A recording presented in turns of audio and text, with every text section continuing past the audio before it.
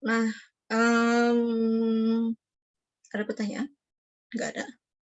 Kalau tidak ada, kita lanjut saja ke materinya. Nah, yang akan kita bahas hari ini adalah tentang ruang vektor, ya. Tapi sebelum kita bicara ruang vektor, nah kan di sini ada R2, R3, Rn gitu. Nah, yang namanya R2, R3, Rn ini berarti kita memanfaatkan bilangan-bilangan real. Tapi ternyata yang namanya ruang vektor itu tidak selalu menggunakan bilangan real. Lebih umumnya lagi, kita memiliki suatu himpunan yang namanya lapangan. Lapangan itu apa? Lapangan itu adalah suatu himpunan tak kosong yang dilengkapi dengan dua buah operasi tambah dan operasi kali. Tuh. Jadi selain bilangan real, kita juga bisa melihat bilangan kompleks dan juga bilangan rasional, ya, itu dapat membentuk lapangan. Asalkan himpunan-himpunan tersebut memiliki dua buah operasi penjumlahan dan perkalian, dan harus memenuhi ke-9 sifat ini. Yang pertama memenuhi sifat komutatif, ya, komutatif terhadap penjumlahan. Dia juga komutatif terhadap perkalian.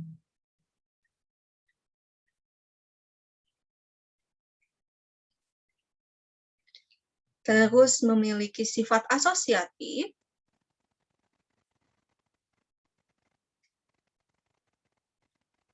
baik terhadap penjumlahan maupun perkalian.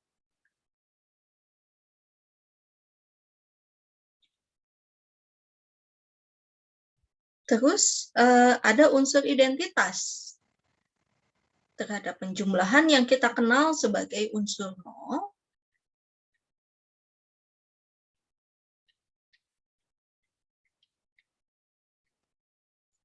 Dan juga ada identitas terhadap perkalian yang kita kenal sebagai unsur 1. Ya. Ini identitas.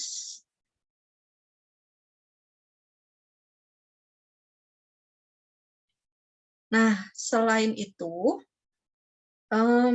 dia juga harus memiliki inverse terhadap penjumlahan.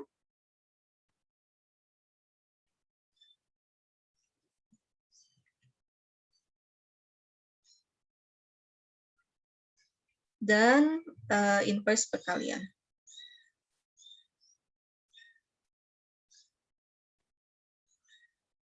Sifat terakhir ini penggabungan dari operasi penjumlahan dan perkalian, yaitu sifat distributif. Gitu, ya.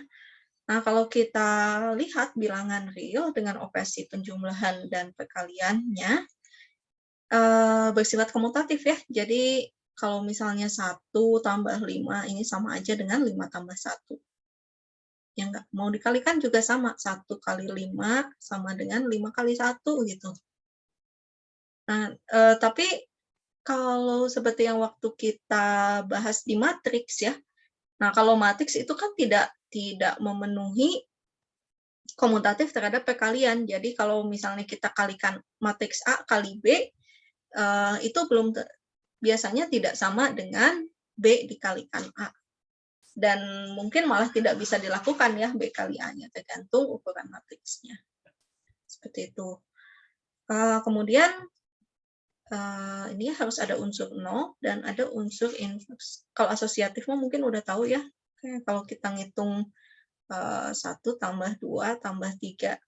Nah, itu boleh kita hitung 1 tambah 2-nya dulu, baru tambah 3, tapi boleh juga kita tambahkan 2 dan 3-nya dulu, baru tambah 1.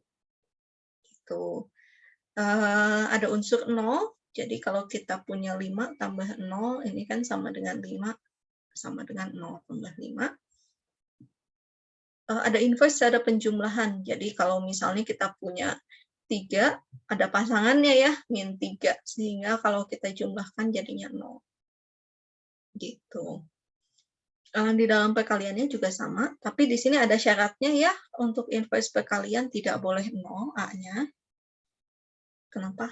Ya kan jadinya tak terdefinisi. Misalnya kalau kita punya 8, maka ada 1/8 gitu, sehingga kalau dikalikan hasilnya 1. Oke, kurang lebih seperti ini ya, kalau di dalam bilangan real. Nah, nanti kalau misalnya punya himpunan bilangan kompleks, ini juga berlaku. Gitu. Cuma ada mungkin saat mencari inverse-nya ya, yang sedikit berbeda dengan di bilangan real. Kalau bilangan real kan inverse penjumlahannya cuma 1 dibagi bilangannya aja gitu. Nah, kalau di bilangan kompleks, nanti akan dibahas pada saat kuliah fungsi kompleks. Nah, ini sifat-sifat lapangan ada 9. Yang menarik berarti harus ada unsur 0 dan ada unsur 1. Ya, ini harus selalu ada. Ya, contohnya yang menjadi lapangan itu bilangan real, bilangan kompleks, bilangan rasional.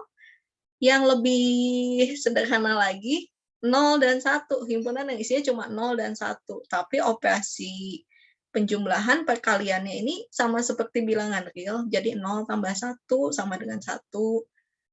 Kemudian 0 kali 1 hasilnya 0. Tapi di sini karena isinya cuma 0 dan 1, maka harus didefinisikan bahwa 1 tambah 1-nya sama dengan 0. Gitu, supaya hasilnya masih tetap ada di dalam himpunan ini. Nah, ini juga membentuk lapangan. Boleh dicoba menunjukkan setiap sifat yang ini, bahwa himpunan 01 juga memenuhi.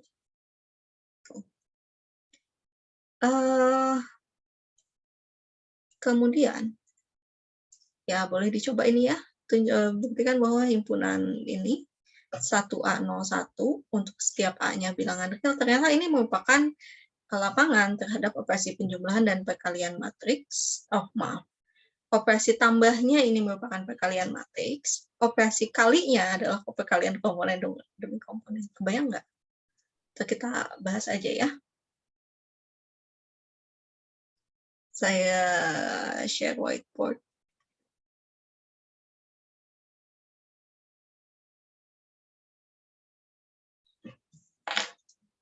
Nah, tadi himpunan apa? F-nya sama dengan 1A01 ya. A-nya bilangan real. Terus, apa tadi?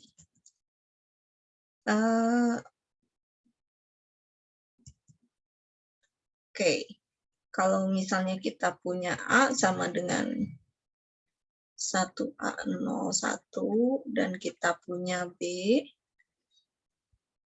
1B01 gitu ya. Ini keduanya merupakan unsur di F. Operasi penjumlahannya A tambah B. Ini nanti hasilnya apa? 1 ini AB gitu ya. Apa nih? 1 kali 1, 1 ditambah A kali 0, 0. Kemudian ini B plus A atau A plus B. Ini 0. 1. Nah, tapi kalau A kali B-nya, ini perkalian komponen demi komponen. Jadi, di sini 1, AB 01. Nah, ternyata kalau kita punya himpunan dengan operasi seperti ini akan membentuk lapangan. Ya, saya akan tunjukkan beberapa sifat. Kalau komutatif mungkin cukup bisa kita lihat langsung ya. Sifat komutatif, apakah betul A tambah B sama dengan B tambah A? Oke, A tambah B-nya apa sih? 1, A plus B, 0, 1. Gitu ya. Nah, terus kalau B tambah A-nya gimana?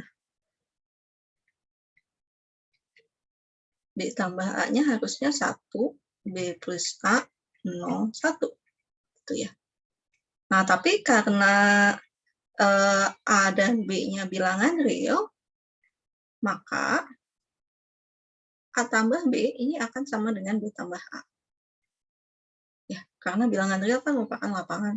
Dia akan berlaku sifat seperti ini.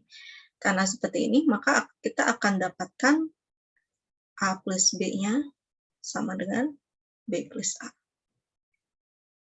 Itu. Jadi sifat komutatif terhadap penjumlahannya terlihat gitu ya.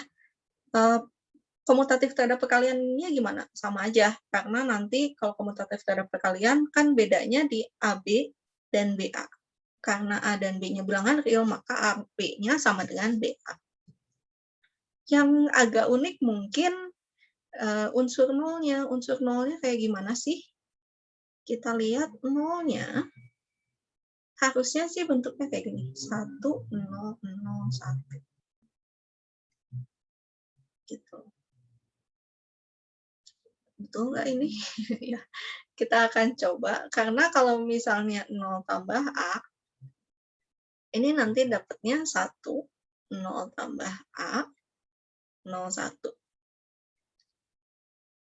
1, A, 0, 1, ini sama dengan A. Gitu. Dan sebaliknya juga berlaku ya, A tambah 0-nya juga sama dengan A. Kemudian unsur satunya gimana? Unsur satunya harusnya seperti ini, 1, 1, 0, 1. Nah, nanti ini bisa dicek bahwa 1 kali A, hasilnya 1, 1 kali A, 0, 1. Jadi 1A, 0, 1. Ini A juga. Itu untuk sifat lainnya, mungkin bisa dicek sendiri ya. Tapi ini memang akan membentuk lapangan dengan unsur nolnya seperti ini, unsur satunya seperti ini. Jadi jangan selalu dibayangkan bahwa 0 dan 1-nya seperti yang ada di bilangan real, mungkin nanti kita akan menemukan bentuk 0 dan 1 itu berbeda-beda tergantung pada himpunan apa yang kita sedang lihat gitu ya. Nanti himpunan yang namanya 0 itu yang dimaksud adalah unsur identitas terhadap penjumlahan, dan 1 itu adalah unsur identitas terhadap perkalian.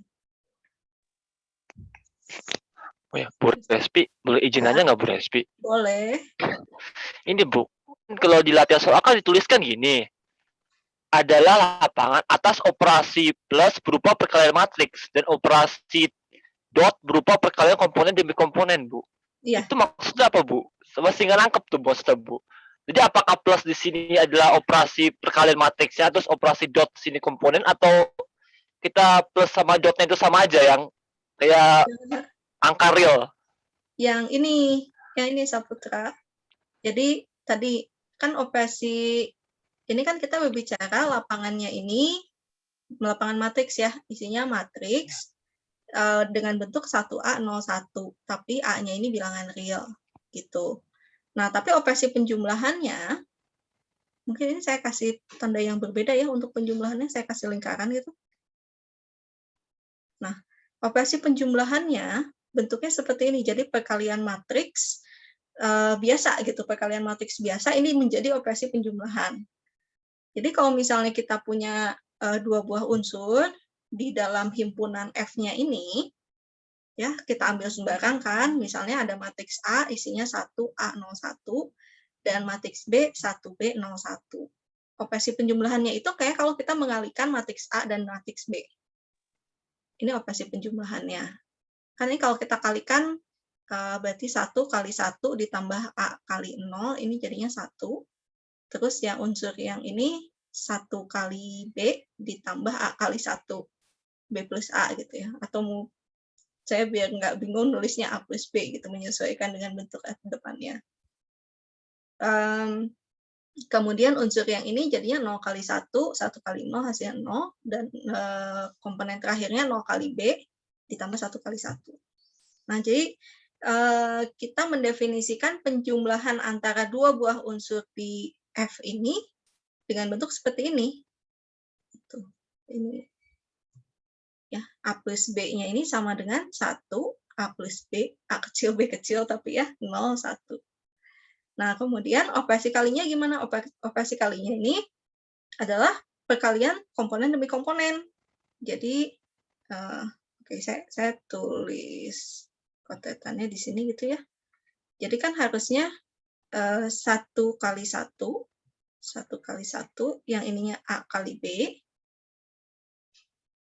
terus 0 kali 0, yang ini 1 kali 1. Gitu. Sehingga menghasilkan matriks yang ini.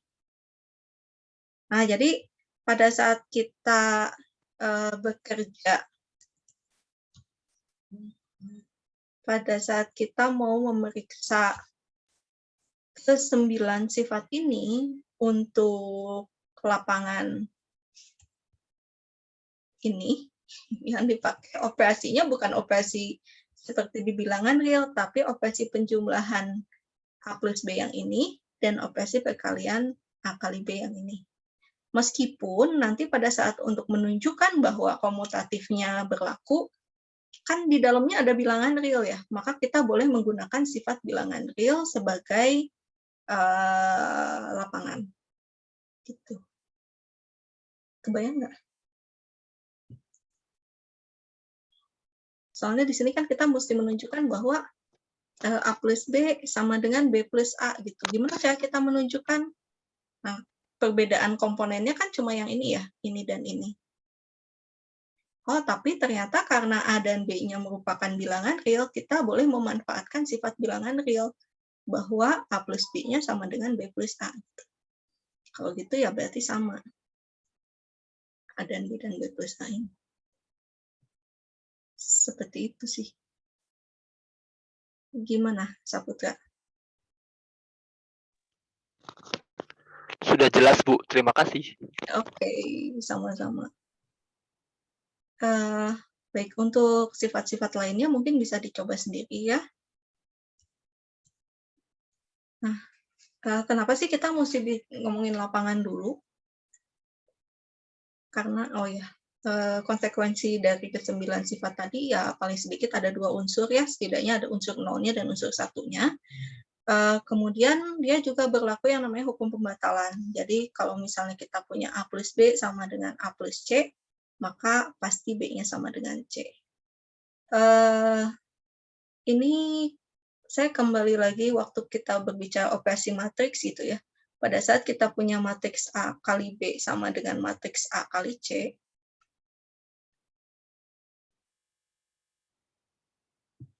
nah di sini tuh ternyata tidak berlaku hukum pembatalan gitu ya. Ini tuh belum tentu bahwa B-nya sama dengan C. Nah, tapi kalau misalnya di bilangan real, pada saat kita punya misalnya 5 kali X sama dengan 5 kali Y gitu, dengan X, Y-nya bilangan real. Nah, di sini kan pasti kita akan dapatkan X-nya harus sama dengan Y. Gitu. Ya. Ya, sama kalau bilangan rasional juga ya. Kalau misalnya kita punya 3/4 kali X, ini pasti akan, saya nggak tahu pasti bilangan lain gitu, 3/4 kali Y, ini pasti X, Y-nya harus sama. Di bilangan kompleks juga sama. Nah, kenapa kita membahas lapangan dulu? Karena yang namanya ruang vektor itu selalu dibangun di atas lapangan.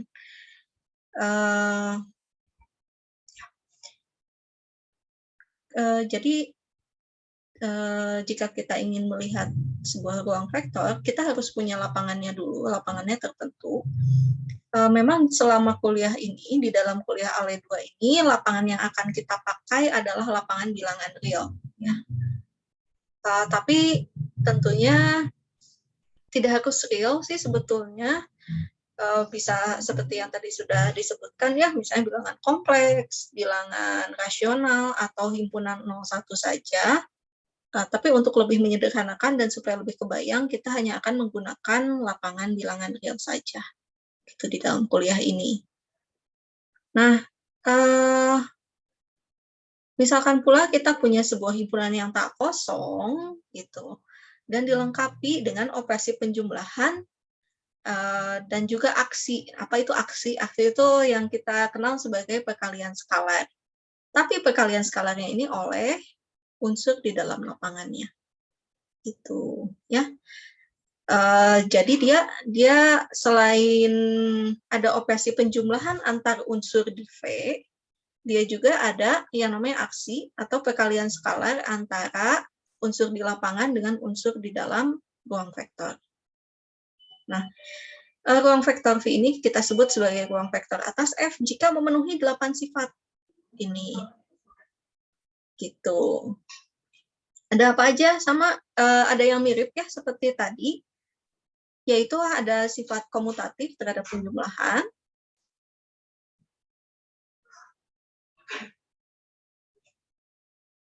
Terus ada sifat asosiatif.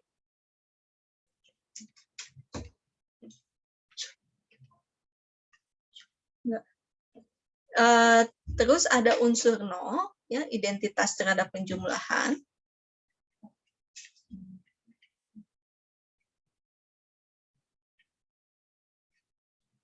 Kemudian ada unsur balikan terhadap penjumlahan.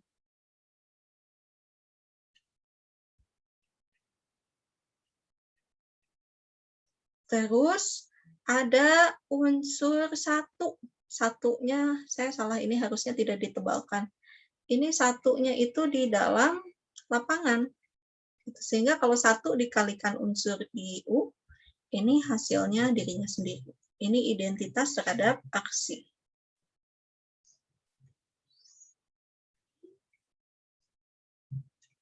Terus asosiatif terhadap aksi.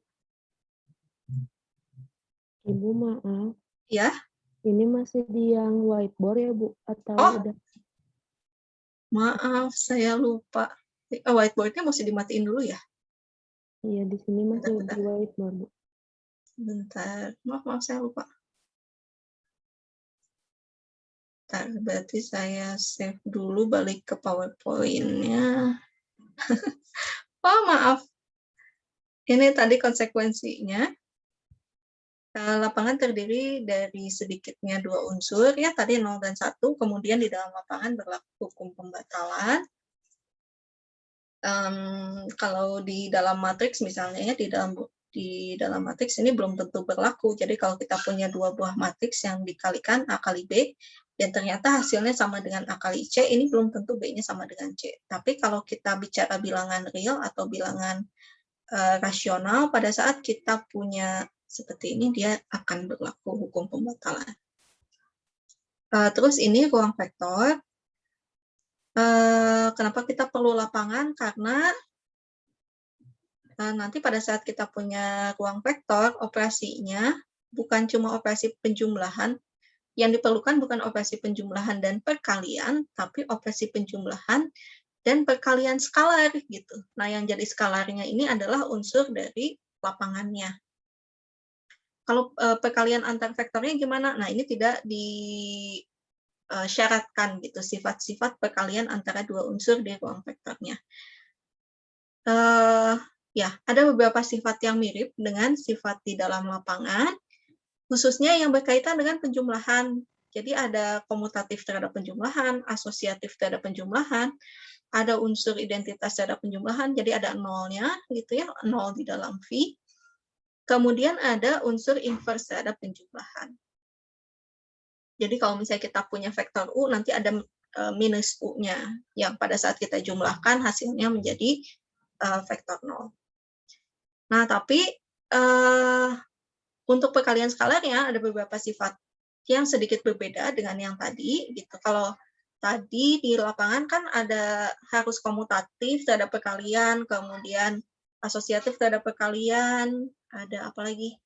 ada inverse terhadap perkalian dan juga ada unsur satu gitu ya di dalam himpunannya. Nah, kalau di sini tuh karena dia namanya aksi gitu ya. Jadi perkalian dengan skalar, kita melihat seperti apa bentuk yang ada di ininya, yang ada di lapangannya gitu. Jadi tidak diwajibkan ada satu gitu di dalam ruang vektor, tapi yang harus ada itu satu di lapangannya gitu. Jadi ada satu di dalam lapangan sehingga kalau kita kalikan dengan vektor apapun di dalam V-nya, hasilnya adalah dirinya sendiri. Jadi ini ada unsur identitas terhadap aksi.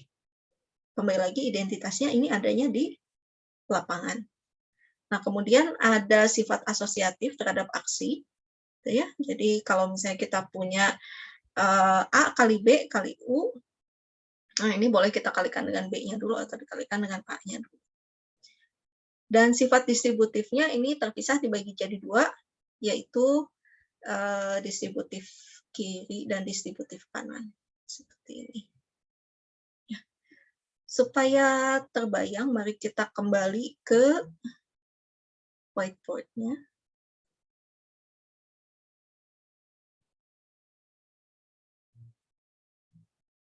Nah, contoh ruang vektor yang paling mudah, mungkin kita lihat R2 aja ya. R2 ini berarti ini adalah ruang vektor atas lapangan real. Ya. Nah, sebelum kita berbicara sifat-sifatnya, kita harus tahu dulu bentuk isinya tuh kayak apa. Unsur-unsur himpunannya itu seperti apa ya. Kayak gimana bentuknya? Kita definisikan berarti kita tuliskan sebagai X dan Y gitu ya. Dengan X, Y-nya masing-masing unsur di bilangan real. Gitu. Kenapa kita mesti tuliskan dulu kayak gini? Biar nanti kita kebayang dong penjumlahannya kayak gimana ya. Oke, operasi penjumlahannya kalau kita punya U, ini X1, Y1, dan kita punya V yang isinya X2, V2. Salah, kok V2?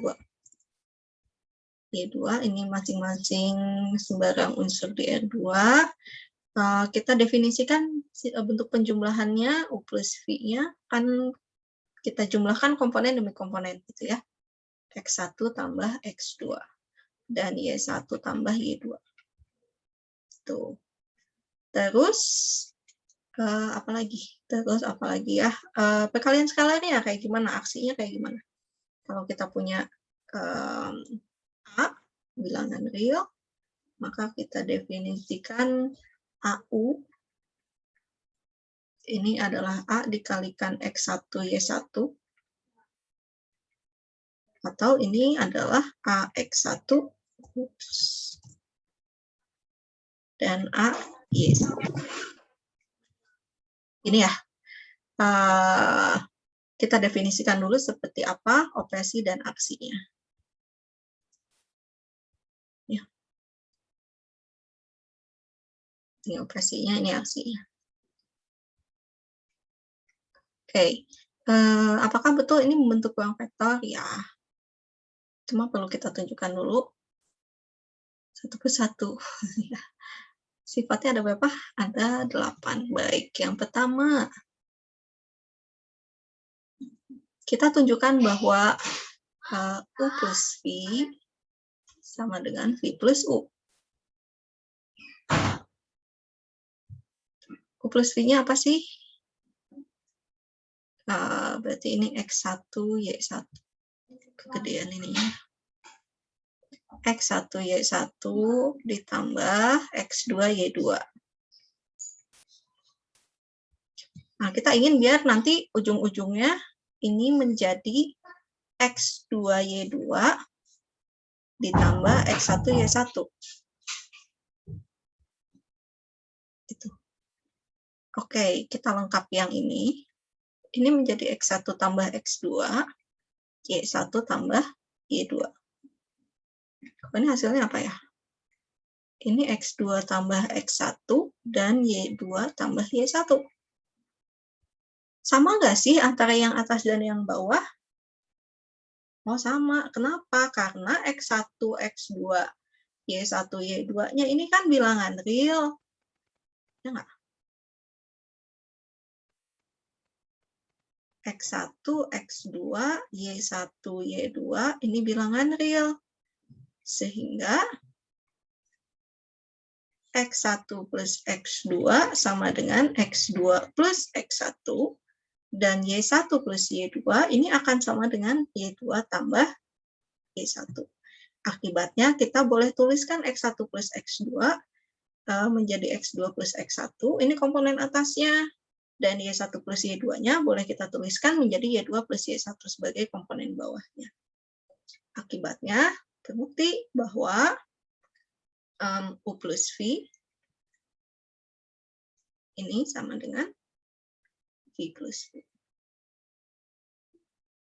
Ini sifat pertama.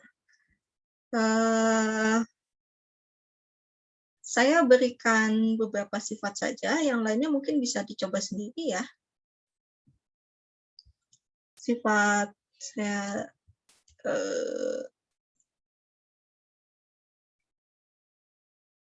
coba kita ganti.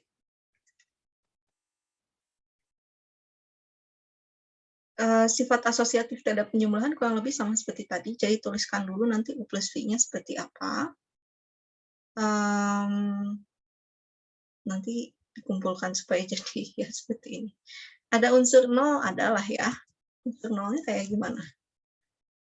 Saya skip ke sifat 3 aja.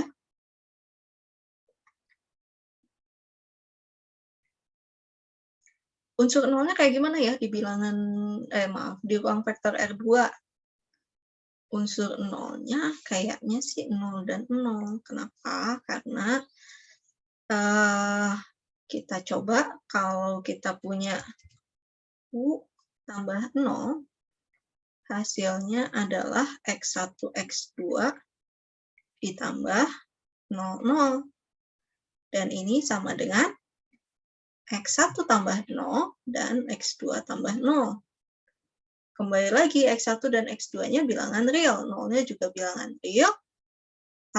Akibatnya ini sama dengan X1, X2.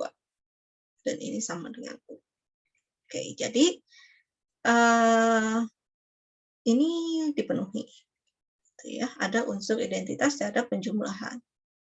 Sehingga U plus 0 sama dengan U. Ya, ini silahkan dicoba sebaliknya ya. 0 plus U-nya juga harusnya sama. 0 plus U. Diisi titik-titiknya, ini nanti akan sama dengan U juga. Gitu. Sifat lainnya apa ya? Yang perlu dibahas. Oke.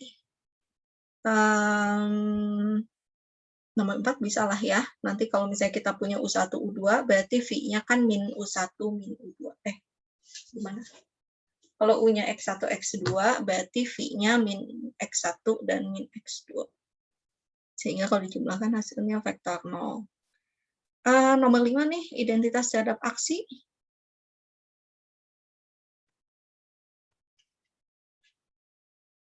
Yang nomor 5. Ada 1 ya, ada 1 di bilangan real. Sehingga 1 dikalikan U, ini adalah 1 dikalikan X1, X2, salah. Saya tadi X1, Y1 ya nulisnya. Ini kan 1 kali X1, 1 kali Y1. Hasilnya X1, Y1. Sama dengan U. Gitu. Sifat lainnya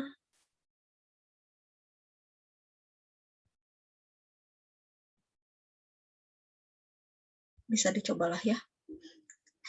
Cuma yang di sini yang perlu ditekankan adalah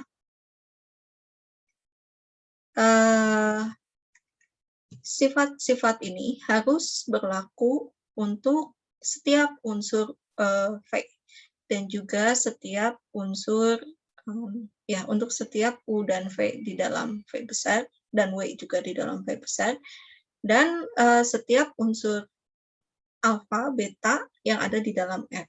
Jadi pada saat kita ingin menunjukkan membuktikan bahwa memenuhi sifat-sifat ini, kita harus menunjukkan untuk hal yang umum gitu. Jadi nggak boleh misalnya, oke saya kembali ke whiteboard dulu.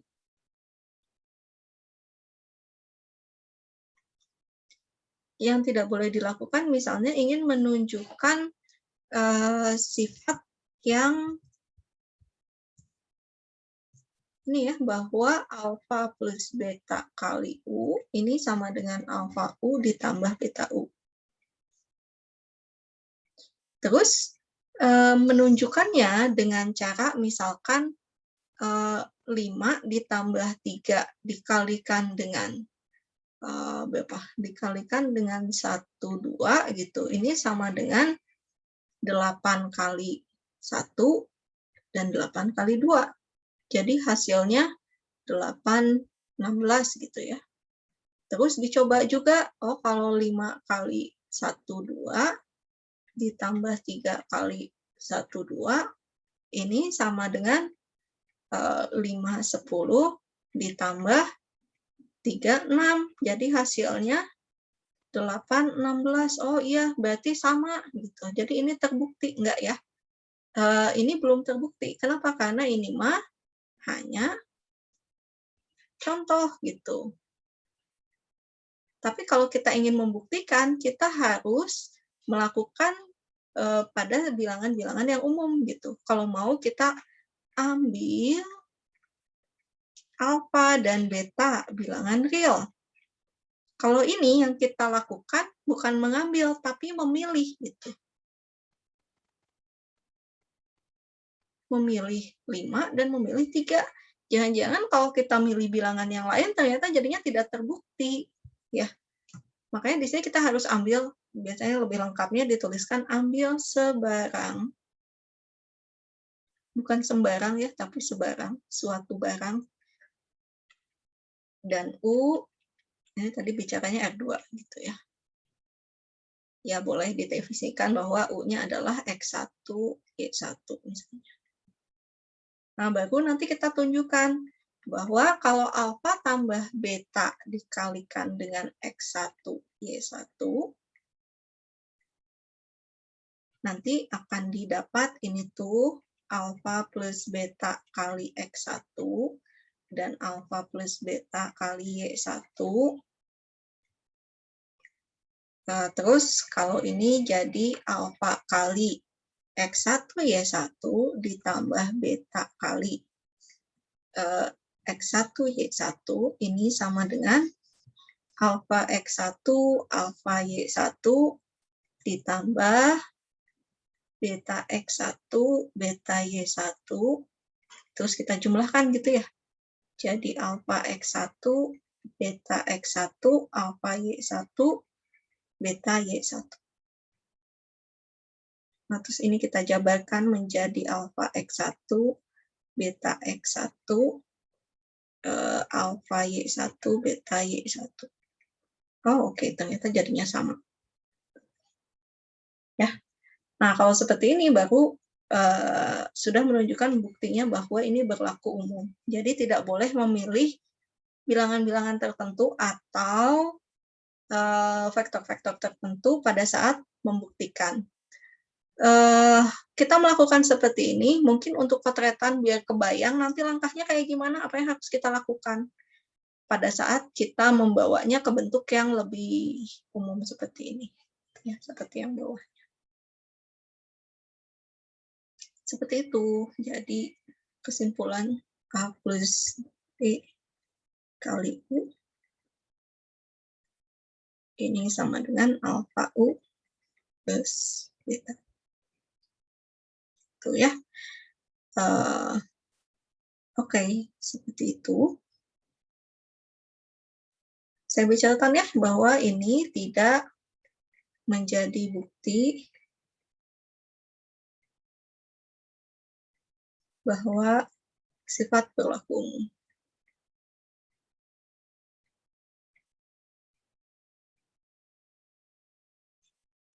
Jadi harus mengambil nih yang sebarang unsur.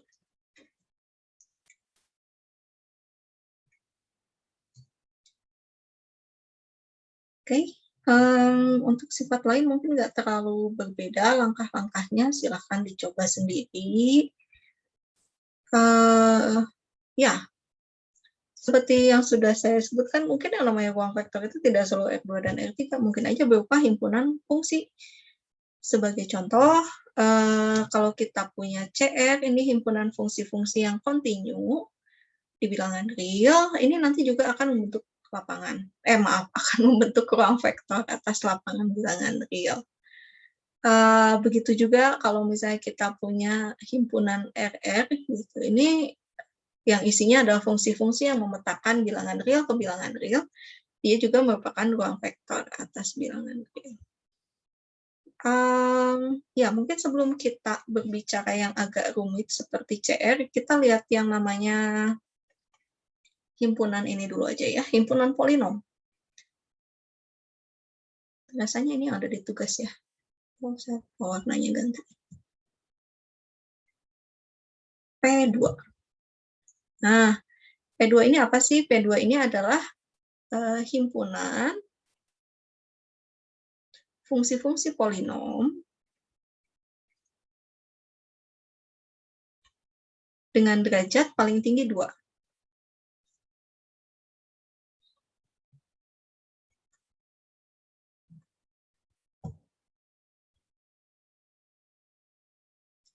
Oke, berarti isinya kayak gimana ya? Berarti isinya adalah seperti ini. P2-nya adalah setiap Px sama dengan A2X kuadrat, A1X tambah A0. Dengan A0, A1, dan A2-nya bilangan real. Itu X-nya variabel. Boleh pakai huruf lain, boleh. Misalnya nggak pengen pakai X, pengennya pakai T. Jadi A2T kuadrat, A1T tambah A0 boleh. Nggak mau pakai lambang A1, A2, A3, A0, A1, A2 boleh ya. Jadi saya menuliskan seperti ini supaya lebih terbayang aja bentuknya kayak gimana. Kalau Anda mau menuliskan dengan cara yang berbeda, misalnya nggak pengen kayak gini, maunya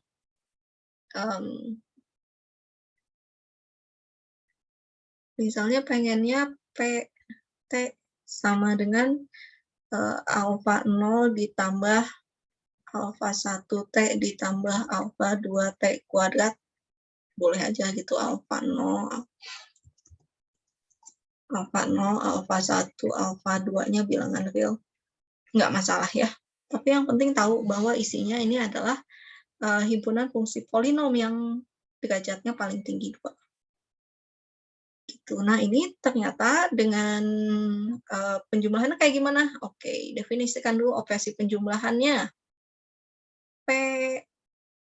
Px, saya pakai yang atas aja ya, saya lebih terbiasa pakai yang atas.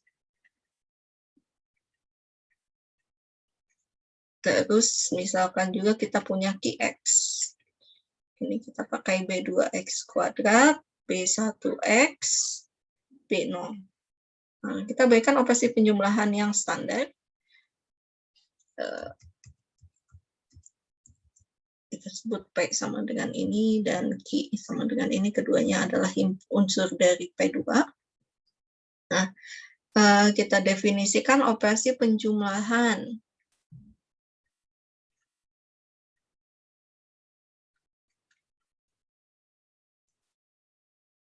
Operasi penjumlahannya kayak gimana? Oke, P plus Q. Ini berarti kan Px tambah Qx ya. Ini kita jumlahkan berarti A2. Saya langsungnya nulisnya, biar nggak panjang-panjang. Mau dijabarkan dulu boleh.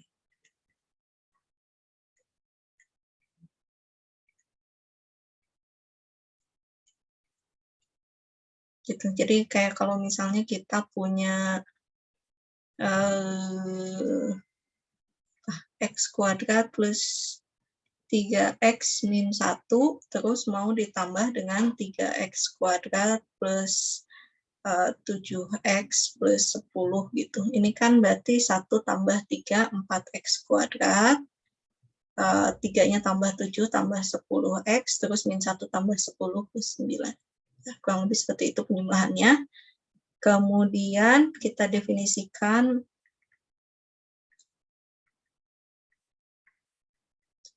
aksinya.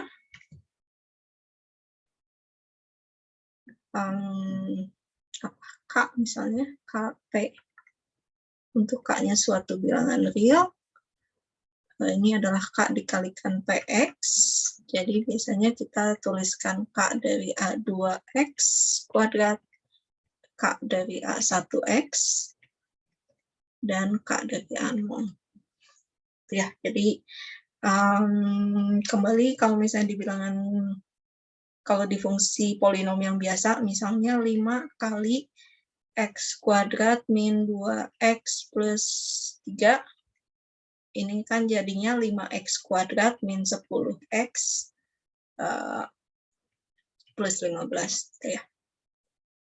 Nah, nanti kalau dengan operasi penjumlahan dan aksi seperti ini, dia juga akan memenuhi syarat sebagai ruang vektor. Silahkan dicoba sendiri ya. Memenuhi syarat ruang vektor. Yang perlu didefinisikan lagi apa? Oh, nolnya ya. Dengan 0. Saya lupa, ini kan sebagai vektor. Vektor. Nanti vektor nolnya ini adalah 0, fungsi 0. Kemudian satunya sama ya, satu standar, satu bilangan real. Ini kalau vektor P ditambah 0, nanti hasilnya P. Terus yang ini 1 dikalikan P, ini nanti hasilnya adalah P.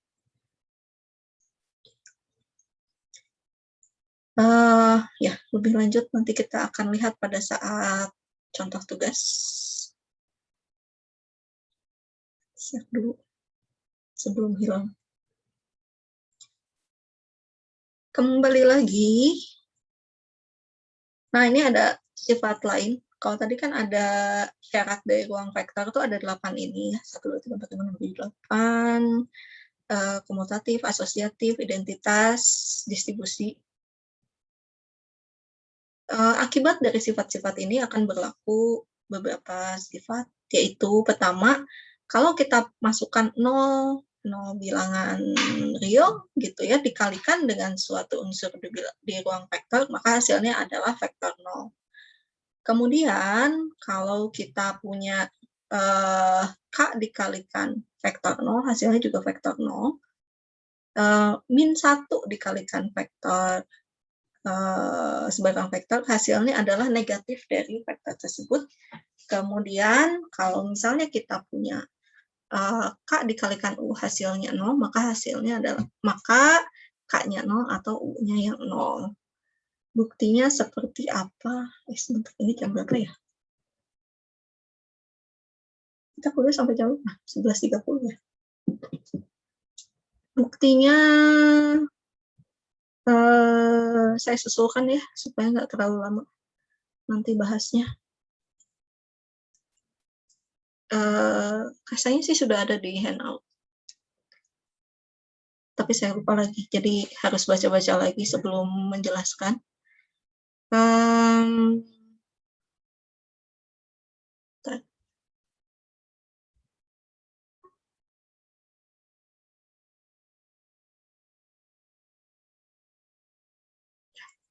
Nanti saya baca dulu ya. Kalau perlu videonya nanti saya buatkan untuk bukti teorema 1 ini. Kita lanjutkan. Nah, selain ruang vektor, kita juga memiliki ruang vektor yang mungkin lebih kecil yang ada di dalam ruang vektor yang tadi sudah kita punya gitu. Nah, jadi kalau misalnya kita punya sebuah lapangan, bilangan real ya, kemudian kita punya ruang vektor atas lapangan tersebut, kemudian kita punya sebuah ruang vektor yang lebih kecil yang ada di dalam V-nya. Saya harusnya ganti pakai yang ini ya. Jadi kita bayangkan kita punya sebuah ruang vektor, kemudian ada ruang vektor yang lebih kecil di dalam V-nya itu, kemudian operasi dan aksinya mengikuti yang ada di himpunan yang besarnya juga. Gitu. Dan terhadap operasi dan aksi tersebut nanti sama-sama membentuk ruang vektor. Maka kita katakan U-nya ini sebagai subruang. Contohnya, kalau kita punya seperti tadi ya, P2.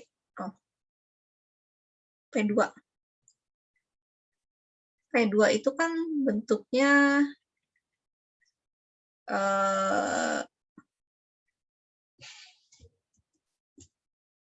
apa tadi?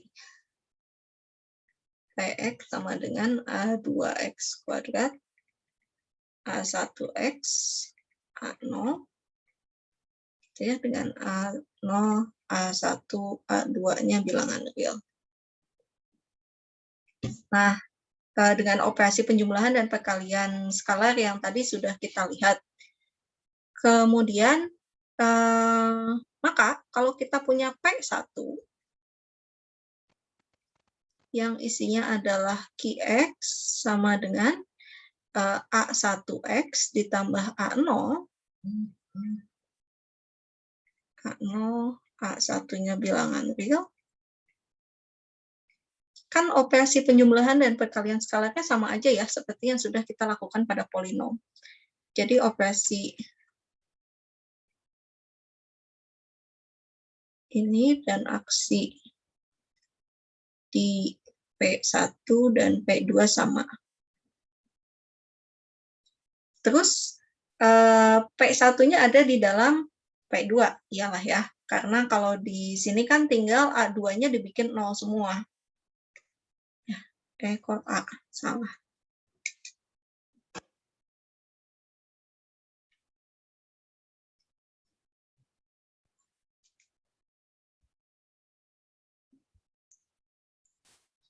P1 ini adalah bagian dari P2. Kenapa tinggal A2-nya dibikin sama dengan 0 gitu ya.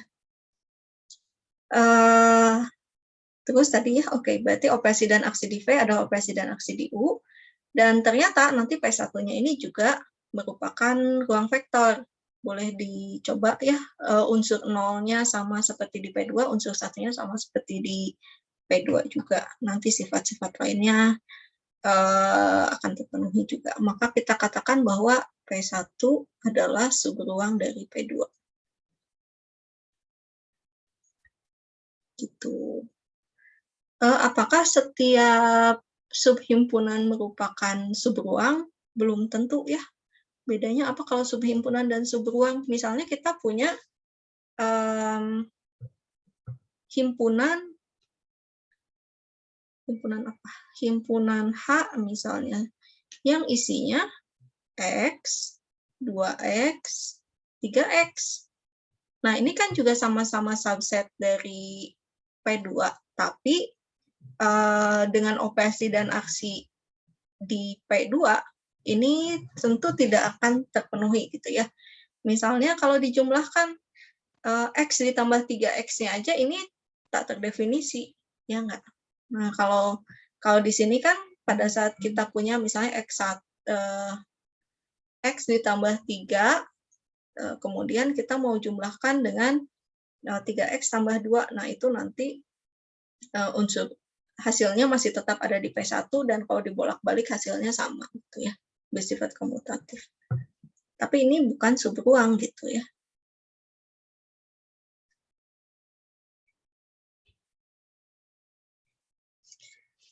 Nah, bagaimana kita mengecek apakah suatu subhimpunan merupakan subruang?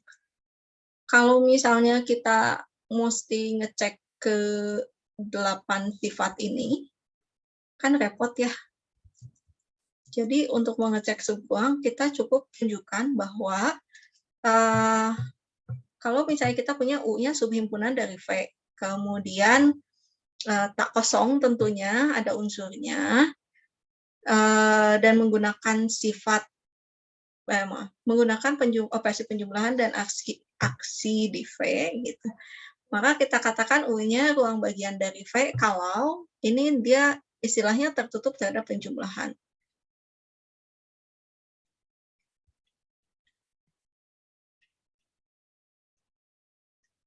Dan juga ini tertutup terhadap aksi skalar. Tertutup. Nah, makanya kenapa tadi H yang isinya X, 2X, 3X, ini subset dari P2, tapi bukan subruang.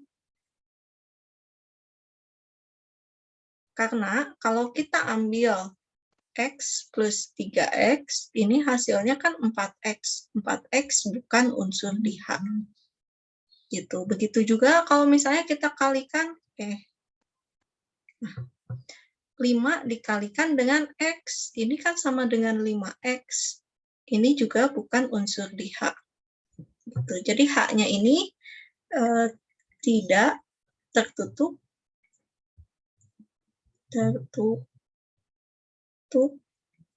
terhadap jumlah dan aksi, gitu ya. Aksi, gitu. Makanya H bukan subruang.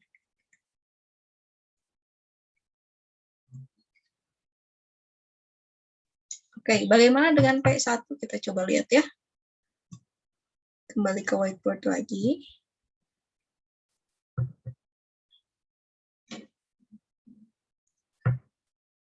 P1 ini subruang dari P2. P1 itu apa tadi? P1 itu unsurnya A1X plus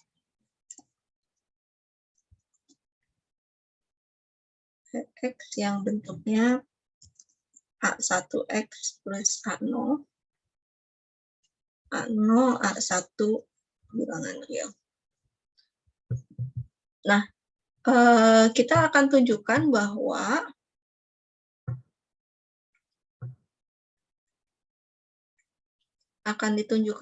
P1 ini tertutup terhadap penjumlahan ya. Nah, bagaimana menunjukkannya? Pertama, kita ambil kayak tadi ya, nggak boleh. Oke, saya lanjutkan dulu ya. Kita ambil PX, ini A1X plus A0, dan QX, sembarang ya, sebarang B1X plus B0, ini keduanya merupakan unsur di P1. Kita cek PX plus QX, ini hasilnya jadi A1 plus B1X, ditambah dengan A0 plus B0, dan ini bisa kita tuliskan sebagai P1X ditambah C0. Ini merupakan unsur di P1 juga ya, karena C0 dan C1 ini bilangan real. Gitu. Kenapa? Oh ya, ininya bilangan real, ininya juga bilangan real.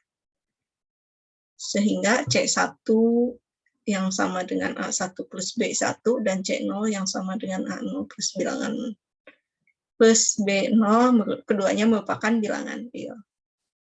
Itu. Oke, akibatnya apa? Hasil penjumlahannya ada di dalam P1 juga. Nggak tiba-tiba loncat muncul ada X kuadratnya. Terus akan ditunjukkan bahwa P1 ini tertutup terhadap aksi.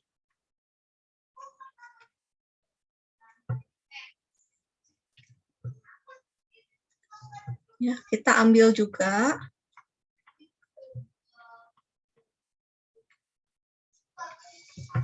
PX lagi.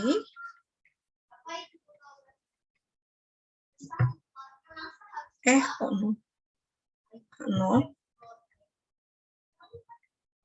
Dan juga ambil K bilangan real, gitu ya. Maka kita akan lihat KPX ini adalah KA1X, KA0. Ini bilangan real, ini juga bilangan real. Kenapa? Karena merupakan hasil perkalian bilangan real dengan bilangan real. Nggak bakalan tiba-tiba jadi kompleks gitu ya. Oke, kita sebut saja ini B1X plus B0. Maka ini merupakan unsur di P1. Itu ya, ini sama dengan KA1, ya ini sama dengan KA0. Seperti itu.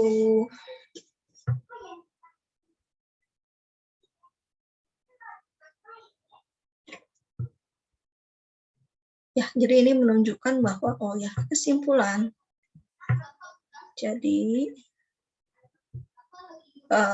P1 adalah sub 2 dari P2. Gitu. Tidak terlalu sulit mungkin ya menunjukkan bahwa tertutup terhadap penjumlahan dan tertutup terhadap aksi skalar, tapi di sini yang penting adalah tuliskan dulu syarat unsur ciri-ciri dari himpunannya seperti apa, ciri-ciri unsur himpunannya seperti apa.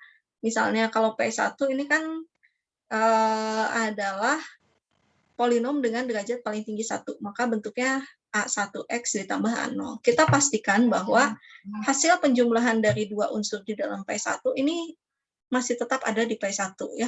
Misalnya seperti ini, bentuknya A1X ditambah A0, jadi ininya bilangan real, ini juga bilangan real. Ternyata setelah kita jumlahkan, hasilnya juga mirip-mirip gitu ya, ini bilangan real, dikalikan X ditambah bilangan real. Sehingga hasil penjumlahannya ini memang ada di dalam P1. Bagaimana menunjukkan bahwa C1 dan C0-nya bilangan real? Ya, di sini kita lihat bahwa A1 tambah B1, A1 dan B1-nya bilangan real, hasil penjumlahannya juga bilangan real.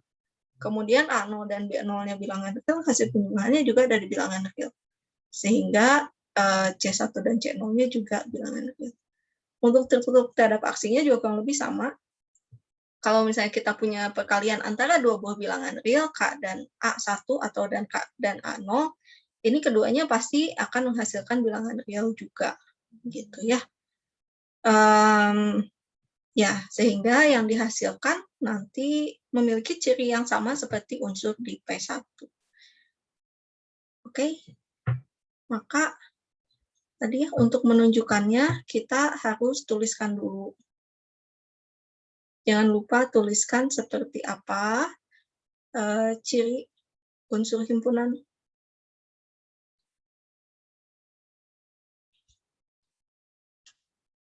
Yang akan diperiksa.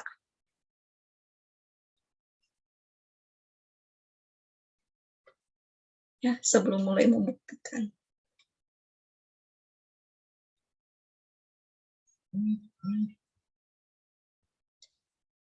Jangan lupa kita ngecek juga definisi operasi bentuk operasi penjumlahan dan aksinya seperti apa gitu ya. Kalau tadi kan udah ada juga di sini operasi penjumlahan dan aksinya seperti ini mengikuti yang ada di P2. Gitu. Di sini mirip-mirip, cuma A2-nya dibuat 0 aja.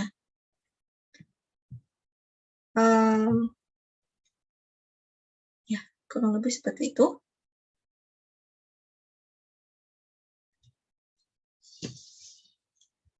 Teorema 3, oh ya. Jadi di sini kita boleh gabungkan sekaligus. Kalau ini kan satu per satu kita menunjukkannya. Pertama menunjukkan tertutup terhadap penjumlahan, kemudian menunjukkan bahwa tertutup terhadap aksi. Tapi sebetulnya ini bisa kita lakukan dalam satu kali langkah saja dengan menggabungkan ini. Jadi langsung kita cek bahwa alfa U plus beta V-nya ada di dalam U-nya juga untuk setiap alfa beta di F dan UV di dalam U. Gitu. Ya, kurang lebih seperti itu. Ya gitu. Ya, ini kan kalau misalnya kalau apa namanya? Ya, kalau misalnya alfa U plus beta V di dalam U untuk setiap alfa beta F dan UV elemen U, kita bisa pilih alfa sama dengan 1, beta sama dengan 1, berarti kan nanti kita akan dapatkan U plus V-nya di dalam U, gitu ya. Atau kita pilih beta sama dengan 0, maka nanti akan kita dapat alfa U plus 0 kali V. Ini alfa U saja ditambah 0. Berarti ini alfa U, ini juga ada di dalam U. Gitu. Ya, makanya ini setara gitu. Kalau ini tadi kan dipecahnya jadi 2 sifat. Sekarang digabungkan. Kurang lebih seperti itu. Latihan tunjukkan bahwa P1 adalah ruang bagian dari P2. Oke, ini tadi sudah kita lakukan ya. Sampai sini ada pertanyaan atau sudah pusing?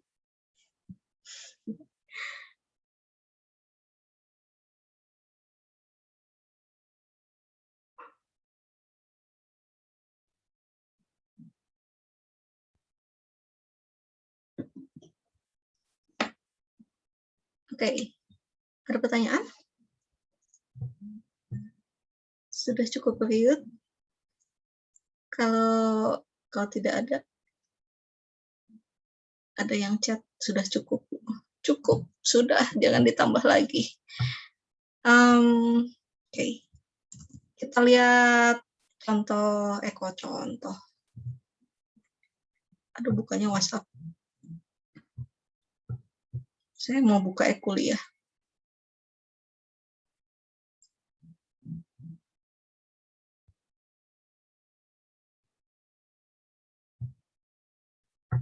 Dan belum login, maaf. Pesan tadi udah, tapi otomatis keluar.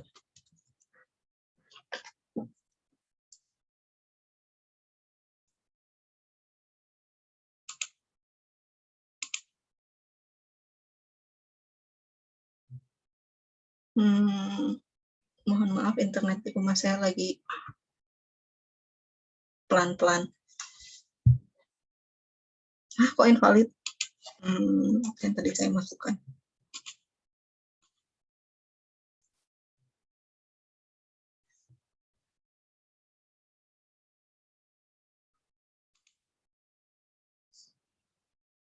Nggak ada yang tersasar kan ya, masuk ke, sekarang kita pakai kuliah 2 untuk perkuliahan standar, kecuali kalau ada yang masuk MBKM, beda alamat ya, alamatnya yang di MBKM Unisba CID. Oke, nah ini dia contoh, contoh.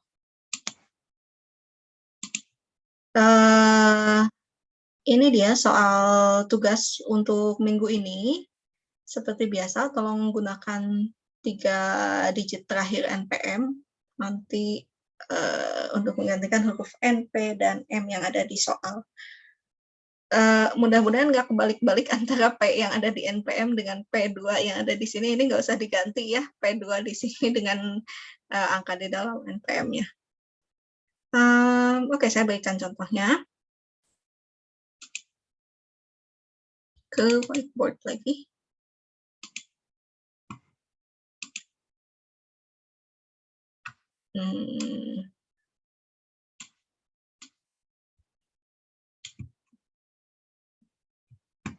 Oke. Soalnya adalah misalkan kita punya himpunan P2 gitu ya, V-nya himpunan P2. Berarti ini adalah polinom yang derajatnya paling tinggi 2 gitu. Tapi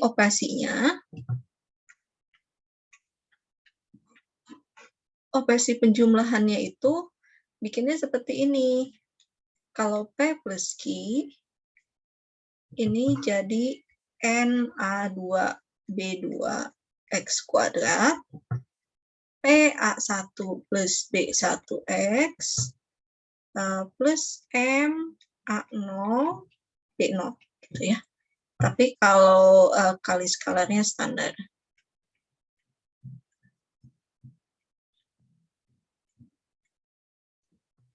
Oke, tunjukkan bahwa ini tuh nggak bisa membentuk ruang vektor. Kenapa? Karena tidak memenuhi sifat komutatif itu terhadap penjumlahan.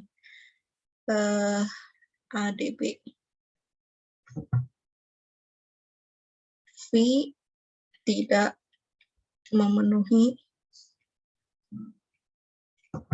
sifat komutatif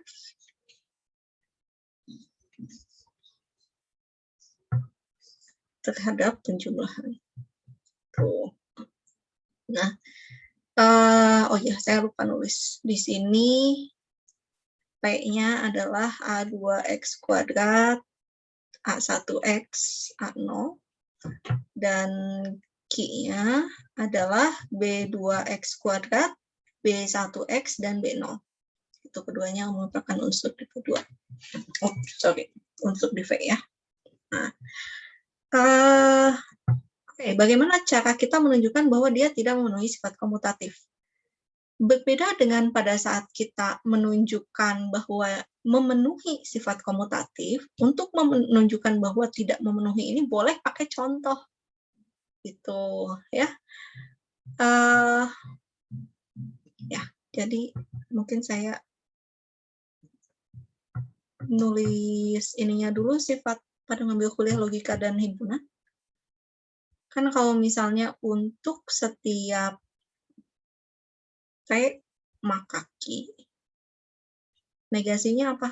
Negasinya adalah ada P yang menyebabkan tidak Q. Bentar. Ya. Jadi kalau untuk menyangkal pernyataan, saya pakai teks aja deh. Tulisannya jelek, kasihan. Jadi kalau untuk membuktikan pernyataan, ini harus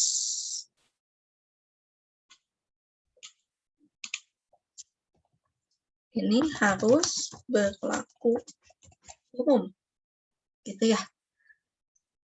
Jadi yang pakai harus ambil sembarang unsur. Tapi kalau kita mau untuk menyangkal pernyataan, kita boleh pakai yang namanya contoh penyangkal. Gitu. Bingung nggak? Ya mungkin nanti lebih lanjut pada saat, ya mudah-mudahan sih waktu kuliah logika dan himpunan udah dapat bagaimana cara pembuktian seperti ini. Kalau nggak mungkin nanti lebih banyak di kuliah pengantaraan real ya, terkait cara-cara membuktikan ini.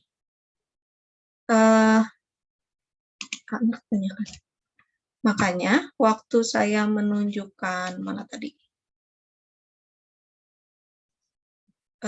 Ini ya. Pada saat saya menunjukkan bahwa P1 adalah subkurang dari P2, saya mengambil sebarang unsur di dalam P1, ya, yaitu Px dan Qx. Kemudian saya juga mengambil sebarang K di bilangan real. Tapi pada saat saya menunjukkan bahwa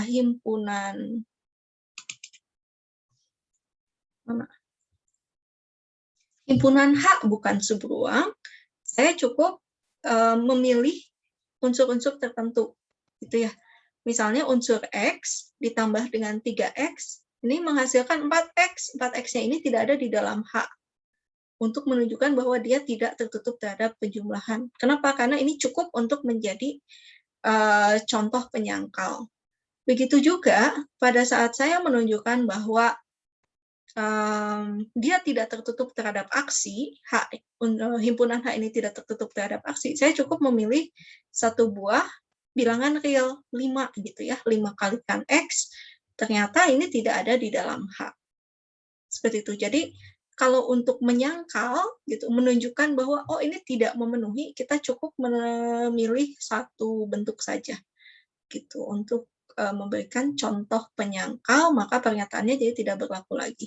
Tapi untuk menyatakan dia berlaku umum harus kembali lagi ya dibuktikannya dengan bentuk yang umum juga. Kita mengambil sembarang unsur. Mudah-mudahan jadi kebayang bedanya apa. Tadi mau ngapain ya? Oh, yang ini. Tunjukkan bahwa V-nya tidak memenuhi sifat komutatif terhadap penjumlahan. Ya udah. Jadi kita pilih saja. Pilih apa? Oh iya, sebelumnya NPM-nya berapa nih? Mari kita pakai berapa ya? Ada yang mau jadi volunteer? Oh jangan, nanti nggak ngerjain dong. Misalkan NPM 066 Bu, biar aman. 66 nggak ada ya? Ya yang pasti nggak ada deh. Misalkan NPM 123 gitu ya. Berarti N-nya 1, P-nya 2, M-nya 3. Tuh. Oke, berarti nanti operasi P plus Q-nya kayak gimana? P plus Q-nya A2 plus B2 X kuadrat gitu ya, ditambah 2A1 plus B1 X ditambah 3A0 ditambah B0. Ya. Terus kita pilih saja, pilih P sama dengan X plus 8 gitu ya. Kemudian Q-nya adalah 9X plus 1 gitu. Bebas sih, Anda tidak perlu mengikuti saya untuk memilih P dan Q-nya seperti ini. Boleh berapapun, tapi pastikan bahwa nanti dia menjadi contoh penyangkal gitu ya. Jangan milih misalnya P-nya adalah X plus 8, Q-nya juga X plus 8, nanti itu tidak akan menjadi contoh penyangkal. Gitu ya, dipilihnya hati-hati. Jangan asal banget. Oke. Terus apa? Terus kita coba perlihatkan bahwa dia tidak memenuhi sifat komutatif. Berarti kita coba jumlahkan P plus Q. Hasilnya jadi apa? Oke, ini kan A1-nya berarti 1 ya. Salah. A2-nya kan berarti 1. A1, A2 sih. Kenapa saya nulisnya A2 ya? Betul. Tapi kurang panjang. Saya belum move on dari P1 tadi ya. Biar cocok yang ada kuadratnya deh, berarti X kuadrat misalnya plus 9X. Q-nya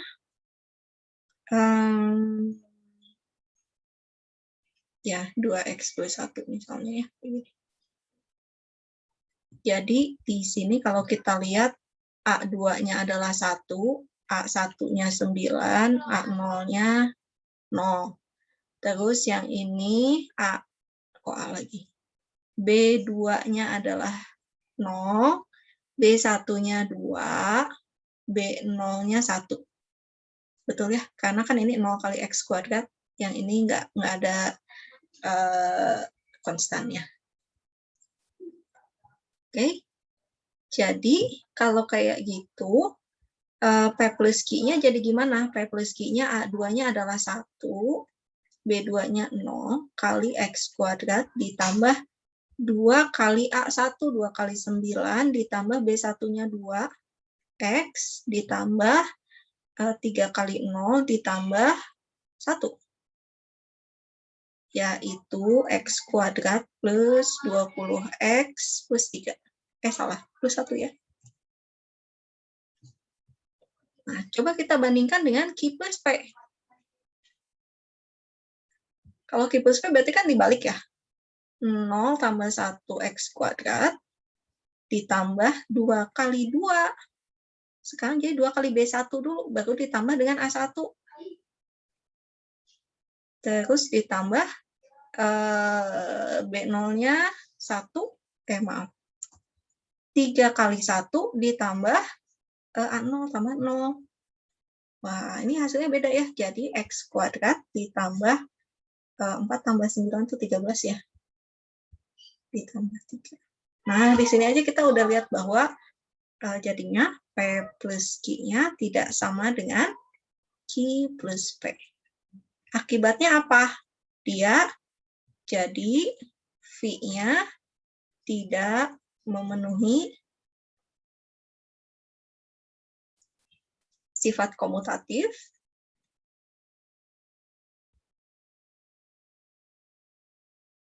Jadi V-nya bukan Bound vector.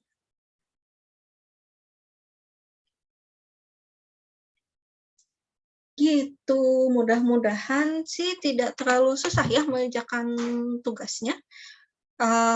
Tapi kembali lagi sesuaikan dengan NPM masing-masing.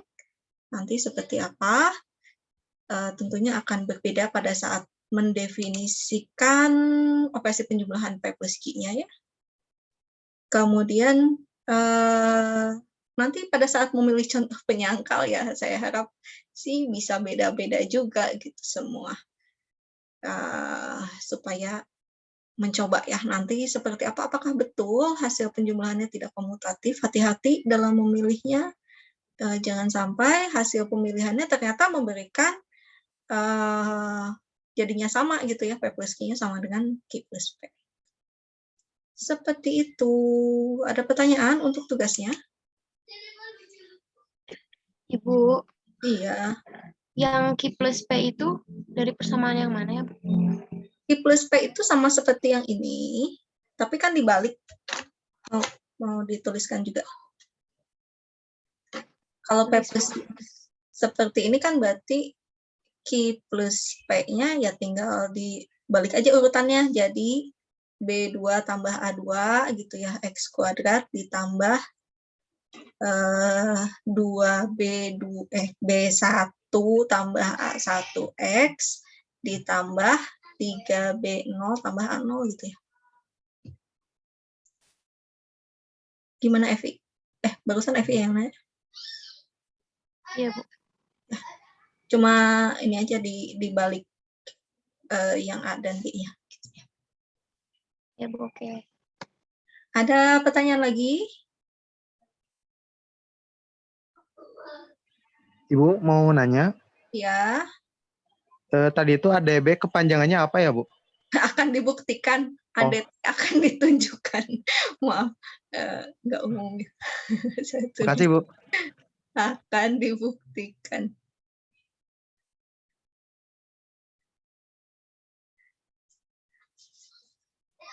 Ada pertanyaan lagi?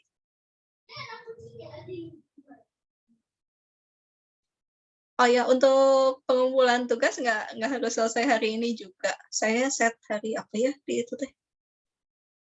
Hari Kamis kalau nggak salah batas terakhir pengumpulannya.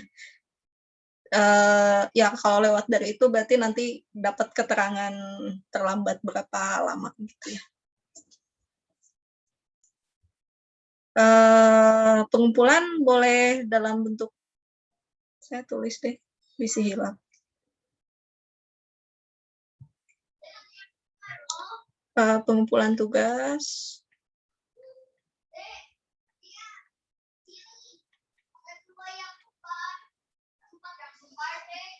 maksimum hari Kamis ya, setiap minggunya.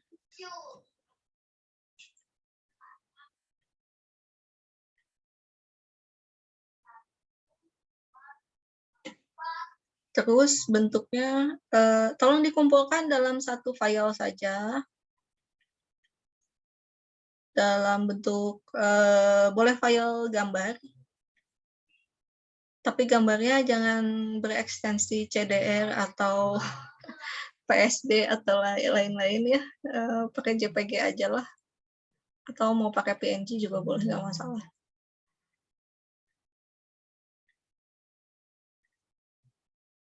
Atau PDF. Jadi kalau misalnya nulisnya panjang lebar gitu ya, dengan font 72,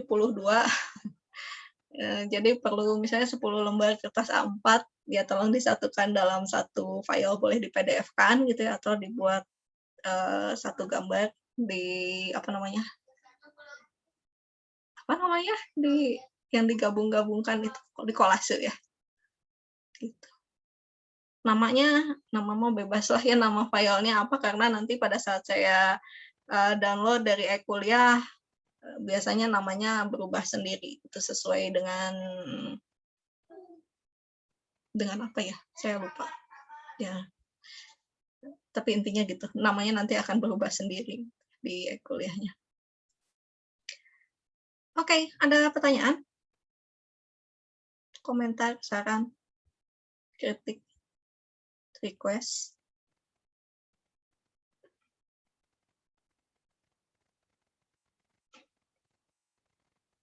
Gak ada, udah keburu pusing ya ngelihat ini teh ngebahas apa, kok beda banget dari Alex 1.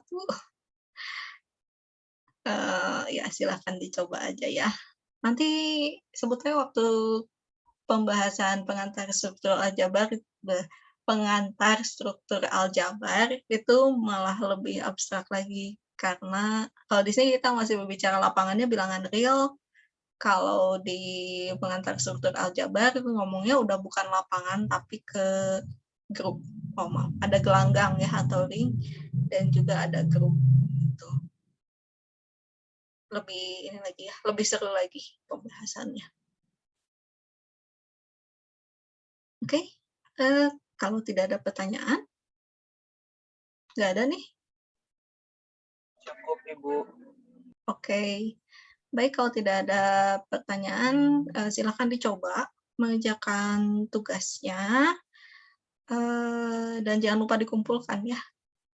Kita bertemu lagi minggu depan insya Allah menggunakan link Zoom yang sama, kecuali tiba-tiba saya di-ban. Nanti saya harus bikin akun baru dan link yang baru. Mudah-mudahan sih enggak. Oke, semoga sehat semua. Saya tutup. Wassalamualaikum warahmatullahi wabarakatuh. Waalaikumsalam. Waalaikumsalam warahmatullahi Terima wabarakatuh. kasih, Bu. Terima kasih, Bu.